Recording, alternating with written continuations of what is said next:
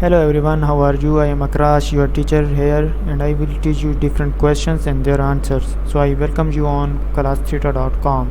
So our today's question is: Ohno Company specializes in manufacturing a unique model of bicycle helmet. The model is well accepted by consumer and the company has enough order to keep the factory production 10,000 helmet per month.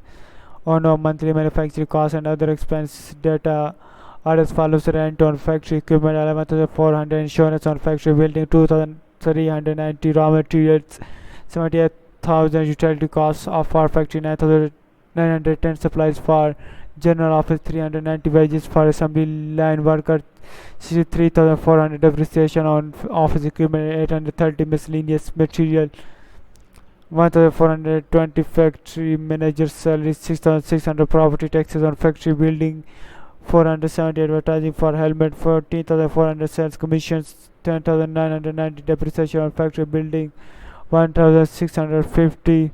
And the answer to the question: indirect material, raw material 78,000, production cost equal to 78,000. Thank you for watching the video. If you have any question related to this video, please post a comment below. If you have any question in your mind, you can also post on the website and I will be answering you in the next video. Thank you for engaging with us. Until next video, bye bye.